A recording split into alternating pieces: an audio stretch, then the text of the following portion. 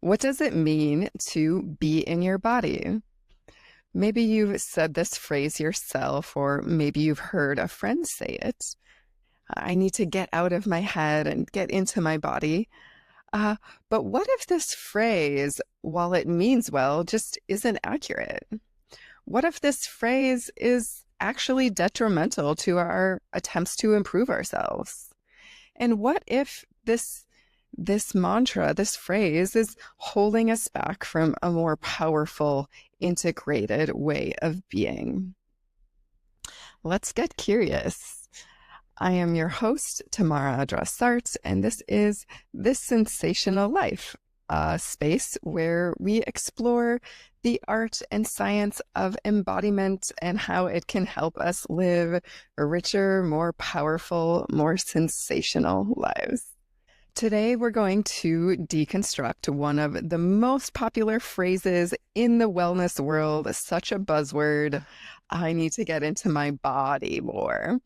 And we'll explore what this phrase actually means when we're telling this to ourselves, and how we can perhaps build a more truthful, more useful, or more human phrase in its place. So when we use this phrase, I want to get into my body, what do we mean? What do we want when we say this phrase? So most people say this phrase when they're feeling scattered, overwhelmed, they're caught in their thoughts, they're, using their thinking brain too much. And instead you want to be more grounded, more present, more in tune with your sensations. So you say, oh, I need to get out of my head and into my body. And while this very popular phrase might sound wise, it's actually harmful. And I'll tell you 3 reasons why. Number 1, it assumes you're not already there, that you have to do something to get out of your head and into your body, when the truth is you're already there. You are there all of the time. You can't leave your body. You can only disconnect from your awareness to it. So all you need to do to get into your body is shift your attention and start listening. You don't have to do anything. You just have to stop doing, or stop ignoring, and start tuning in. Number 2, it reinforces this idea of separation of mind and body, and separation of this activity of tuning into your body is separate from life. So I'm either in my mind or I'm in my body. It's an either or situation or dynamic, when the truth is you are in both all of the time. What you're really saying is, I need to tune into my sensations more instead of getting caught up in my thoughts. And you really have this option of tuning into your sensations anywhere at any time. The 3rd reason this idea is harmful, I want to get into my body, is because it encourages objectification. It makes your body sound like it's a thing. So your body is a thing that you inhabit, that you have the choice of tuning into or not, rather than your body is who you are, and you're inside of it all of the time. You are your body. You are your sensations. So when you're saying, I want to get into my body, what you're really saying is, I want to get more in touch with myself. And I want to do that through these functions of movement and sensation. So in summary, this phrase makes it sound like the mind and body are separate entities, like they're 2 rival cities on opposite sides of the river, and you have to travel from one to the other, from mind town to body town, to get over there. And these are 2 separate places that you visit. And you're maybe constantly trying to cross this bridge. But the truth is, there is no bridge. These are not separate towns. It is the same town, and you're in both of them all of the time.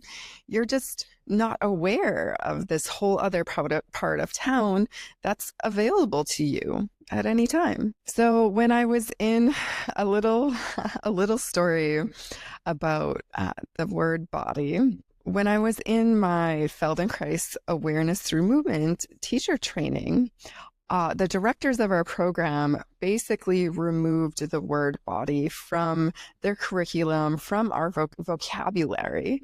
And I noticed it made a huge shift in how I relate to myself. Let's experiment with this and do a simple exploration together. Wherever you are, just close your eyes for a moment. Sense your breathing.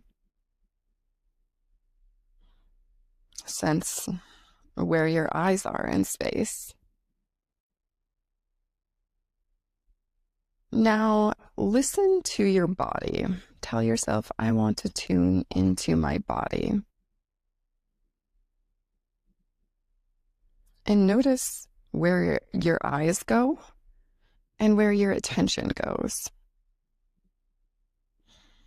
What sensations arise when you think, I want to tune into my body?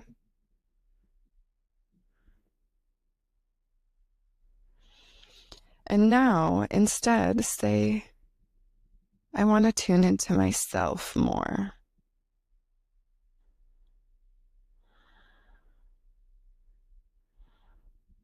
I want to sense myself, listen to myself.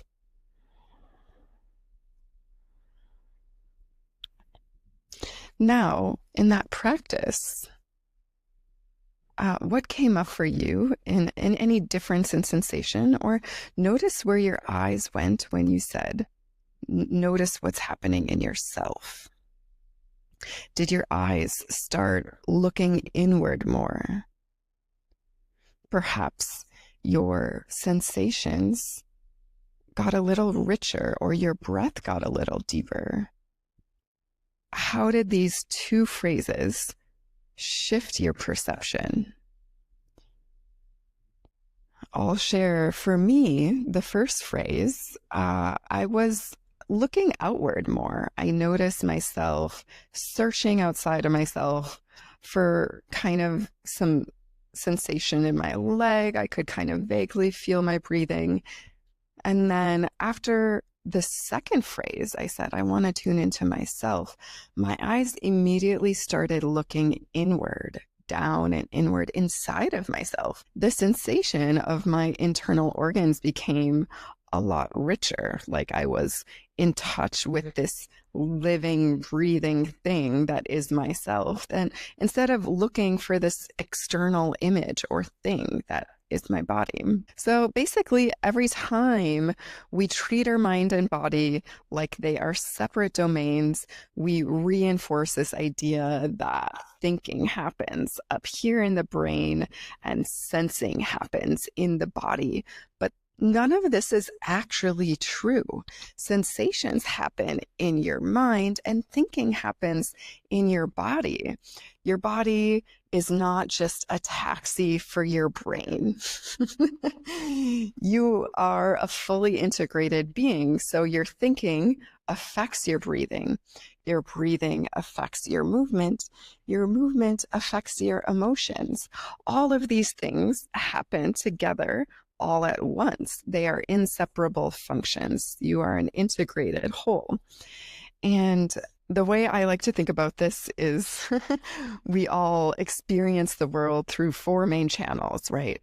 Thinking, sensing, moving, and feeling emotions. All four of these functions are inseparable. They don't happen separately. We can pay attention more to one or the other. But when we say our body, we're usually referring to movement and sensations happening in our body, and thinking happens in our brain. But this separation just doesn't exist. In addition, we always think that all thought is both conscious and verbal. So these forms of thinking that we're turning into, we're unaware of these other forms of thinking. So lots of thought happens that is both unconscious and nonverbal. We can think or process information through movement, sensations, imagery, and nonverbal thought. You really think with more than just your brain. You think with your whole spine, with your gut, with your feet on the ground. And The moment you were born, your learning, your whole brain and nervous system was shaped by this process of learning how to move, rolling, crawling over, learning to sit and walk up. This is what shaped your brain. Movement. I have a whole nother podcast episode about this, how movement shapes your mind, and we evolved brains for movement. So why do we treat movement and sensation, or this idea of being in your body, like they're optional when they're actually foundational to the functioning of ourselves, the functioning of our minds? These functions of movement and sensation are keys to who we are as ourselves. So here's a new metaphor for you, or a new way of thinking about this is, instead of two separate towns, imagine yourself as a symphony orchestra of many different instruments playing. You have thinking, feeling, sensing, and moving, and each of these instruments is happening at all times. Maybe one instrument is playing louder than the other, or one instrument you haven't tuned into, or only plays in the background once in a while. Some instruments are strongly in the foreground of your awareness, and some instruments are always in the background. One leads and comes to the front, and one fades and goes into the background. But these instruments are always playing. They're always playing together, always harmonizing. And the goal isn't to stop thinking and start sensing, but instead to listen to the whole orchestra, or notice which part of this orchestra you have a habit of listening to more. And the goal is to become more aware of all of these elements, how they relate and respond to one another. So instead of saying, I need to get into my body more, what if we started saying something like, I want to get more in touch with myself, and I want to do that through movement and sensations. Or I would like to listen more fully to myself, feel more connected to myself. I'd like to be more present with my whole experience. Because the truth is, you are already in your body. You are always in your body, and you've never left. You just stopped paying attention, and you can return to yourself, to your body, to yourself more, just by simply tuning in, paying attention. So here's your invitation to stop dividing yourself into mind and body, to stop living like you're two separate entities. Let's let go of this old narrative of separation and embrace the truth that you are an integrated being. You are thinking, sensing, moving, and feeling all of the time. And the next time you hear someone say, I need to get into my body, just smile and tell yourself you are already there. The only thing you have to do is listen. I'd like to leave you with a few questions for reflection. First of all, how might your decisions or creativity shift if you started including all four channels of your experience? Which channels of your experience tend to take the lead? And which ones get drowned out? And what might happen if you turned up the volume on the ones you usually ignore? If this episode stirred something in you, or if you've heard a friend say, I want to get into my body, feel free to subscribe and share this episode. And if you have a desire to tune into yourself more, through movement and sensation. This is exactly what we do in the Embodiment Explorers Club, where we lead weekly live lessons on exploring our movement and our sensation in a curious and creative way. And I invite you to join. Your first lesson's free. I'll put a link to that in the show notes. And until next time, remember, you don't need to do anything or go anywhere to get into your body. You're already there. And stay curious.